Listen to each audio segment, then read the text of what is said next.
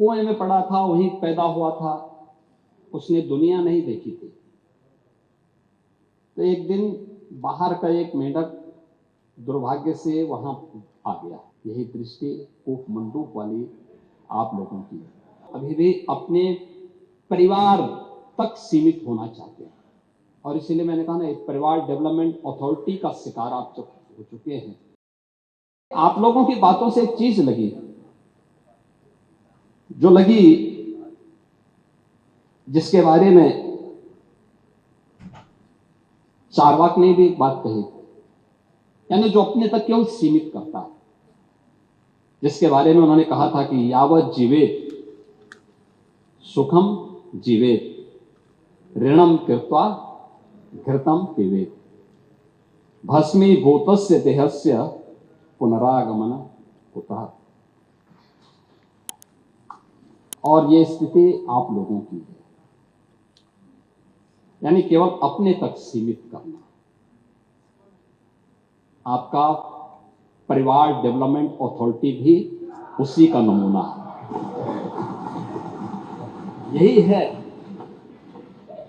ये परिवार development authority की ये भावना ही इस पर आधारित है, जिसके बारे में स्वामी विवेकानंद ने कहा था कूप मंडूक होना। उन्होंने अपनी कथाओं में, अपने प्रवचन में एक बात को कहते थे कि एक कुएं में एक मेढक था।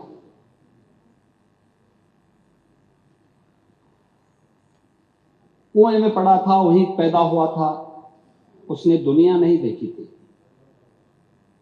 तो एक दिन बाहर का एक मेंढक दुर्भाग्य से वहां आ गया।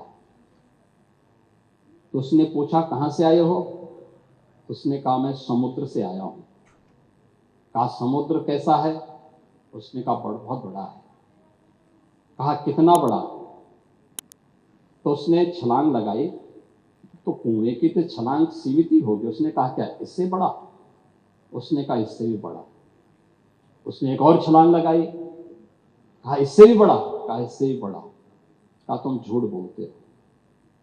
और मुझे लगता है यही दृष्टि कूप मंडूक वाली आप लोगों की है।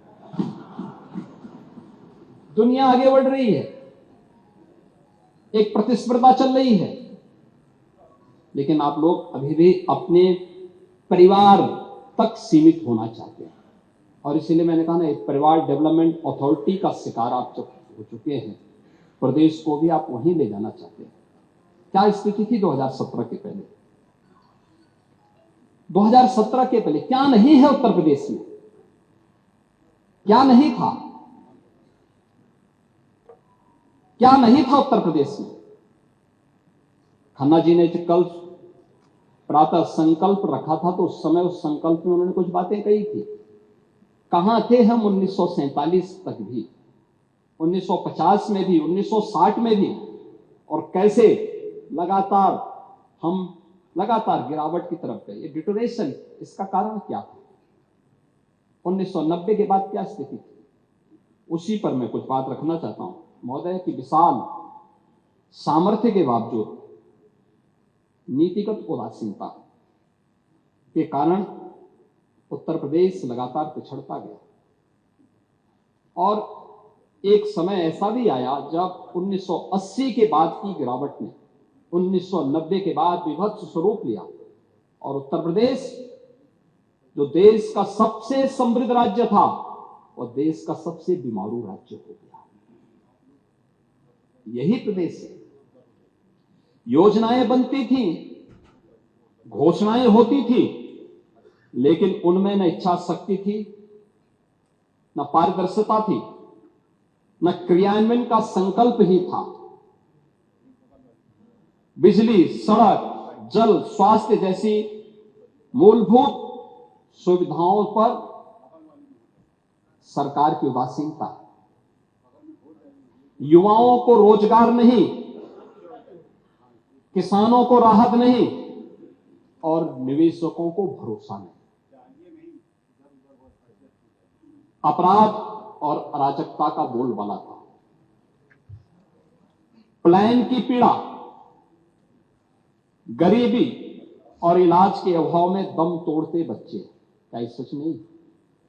इंसेफ्लाइटिस से जो मौतें होती थी, डेंगू से जो मौतें होती थी, विभिन्न गंभीर बीमारियों से जो मौतें होती थी, ये सब क्या? सरकारी नौकरियों में भ्रष्टाचार,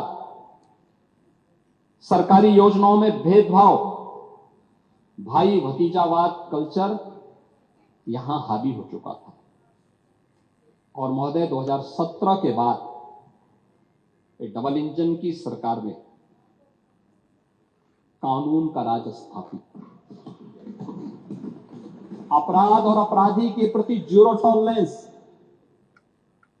उद्योगों के लिए सुरक्षित वातावरण और निवेशकों का ड्रीम डेस्टिनेशन, जल थल नभ की बेहतरीन कनेक्टिविटी, एक्सप्रेसवे, एयरपोर्ट, मेट्रो से जुड़ा, किसानों के खातों में सीधे सहायता जाना, युवाओं के हाथों में कौशल और रोजगार,